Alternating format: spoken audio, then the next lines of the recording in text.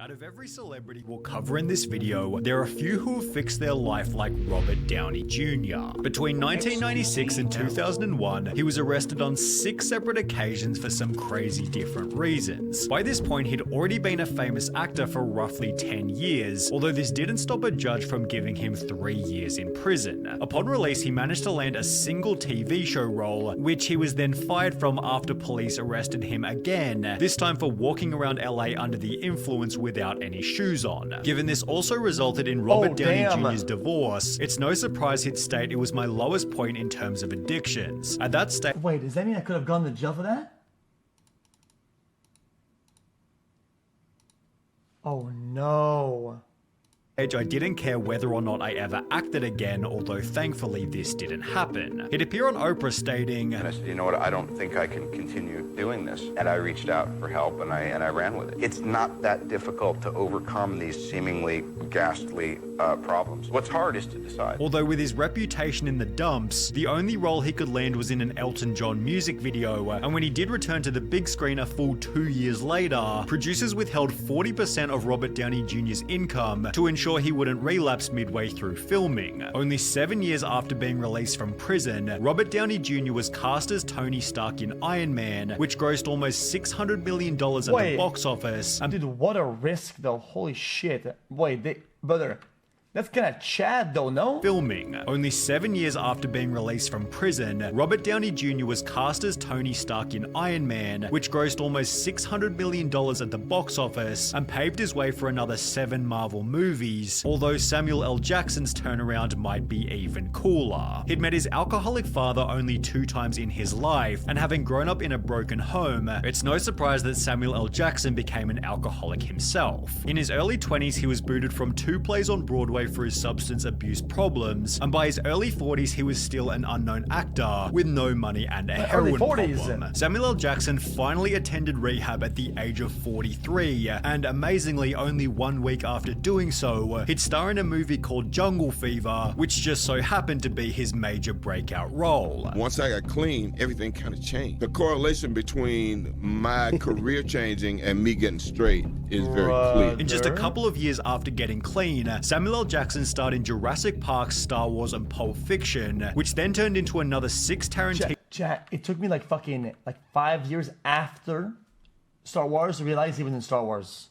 I think it's because he's bald. Starred in Jurassic Park, Star Wars, and Pulp Fiction, which then turned into another 6 Tarantino movies and his role in every single Avengers film. Despite finding no success until the age of 43, Samuel L. Jackson has grossed more than any other actor in human history, with Robert Downey Jr. being right behind him in rank number 2. This is good evidence that success is proportionate to struggle, which is a point often talked about by Oprah Winfrey. She was born to a single teenage mum who was living off welfare on a farm in Mississippi, and as a result she was primarily raised by her grandmother, who dressed Oprah in stitched together potato sacks and whipped her for reasons as petty as playing with the family's drinking water. You get whipped, then they'd be annoyed that you were still sulking about it. You better wipe that frown off your face. It's therefore no surprise that Oprah had run away from home at the age of 13, although this would lead to her first job as a part-time news reporter, which she was then fired from shortly thereafter. I only came to co-host a talk show because I had failed at news. With nowhere else to go, Oprah joined one of Chicago's lowest rated TV shows, which then became the city's highest rated talk show less than 2 months later thanks to her presence. Her contribution was so important, the show was not only named after her, but would also become the most popular talk show in American history only 2 years later.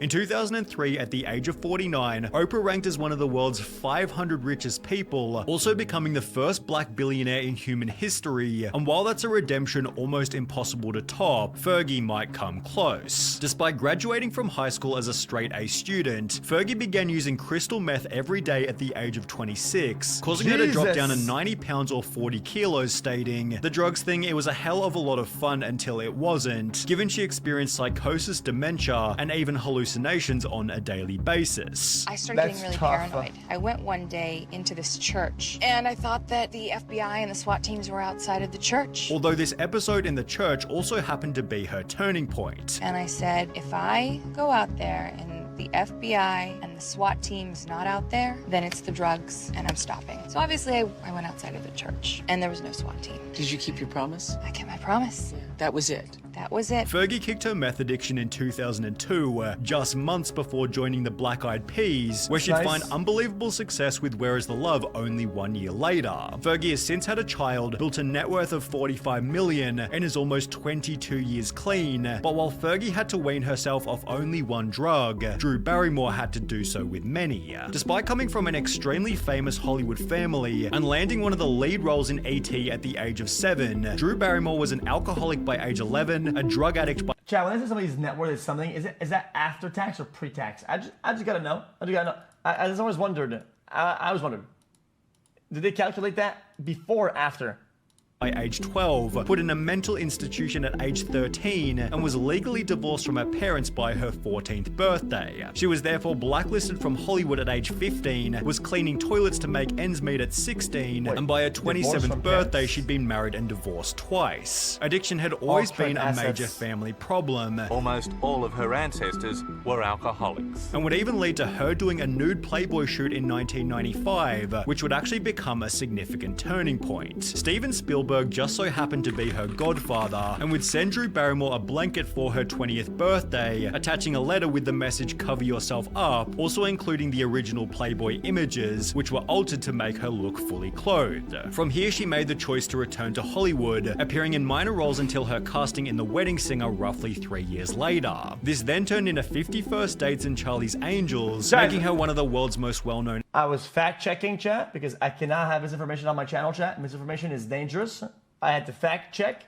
No problem. Actresses, just like Lindsay Lohan, although for a slightly different reason. The Parent Trap gave her worldwide fame at the age of only 12, and by her 20th birthday she'd acted in over 30 productions. However, it'd be during one of these movies called Georgia Rule that a letter was leaked implying that Lindsay's life was spiraling out of control. It read, "Dear Lindsay, you have frequently failed to arrive on time to the set. Today you did not show for work all day. I'm now told you don't plan to come to work tomorrow because you are not feeling well. We are well aware that your ongoing all-night heavy partying is the real reason for your so-called exhaustion. We refuse to accept bogus excuses for your behavior. Today, your actions on Georgia Rule have been discourteous, irresponsible, and unprofessional. You have acted like a spoiled child, and in doing so have alienated many of your co-workers and endangered the quality of this picture. Moreover, your actions have resulted in hundreds of thousands of dollars in damage. We will not tolerate these actions any further." The producer who sent this letter later stated she came to work every day after that. However, Lindsay's personal problems were only getting started. Just months after the letter went public, Lindsay checked herself into rehab for the first time, although this didn't seem to make much difference, as she was then arrested for driving under the influence. Over the following 6 years, Lindsay was arrested a total of 6 different times, while she'd state, "It is clear to me that my life has become completely a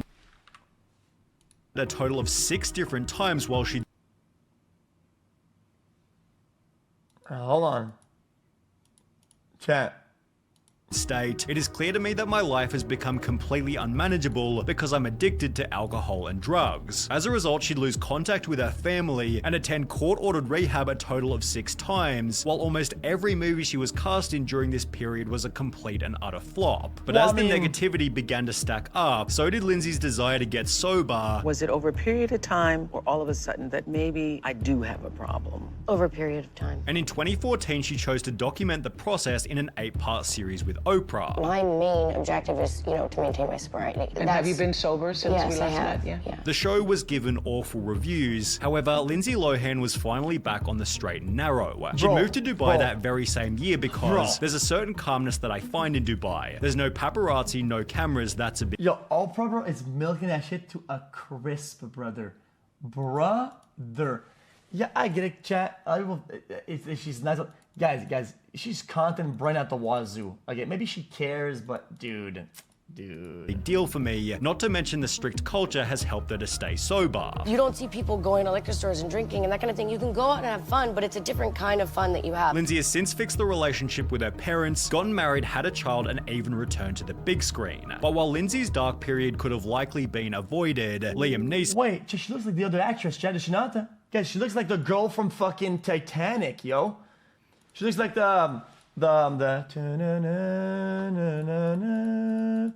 Kate Winslet, yeah. While Lindsay's dark period could have likely been avoided, Liam Neeson's was tragically thrown upon him. Having found success with every type of movie you can think of, Liam Neeson and his family had seemingly the perfect life. However, on the 18th of March 2009, all of this changed unexpectedly. Liam Neeson's wife, Natasha Richardson, was taking a beginner ski class in Canada when she fell and hit her head. Bro. The fall wasn't bad.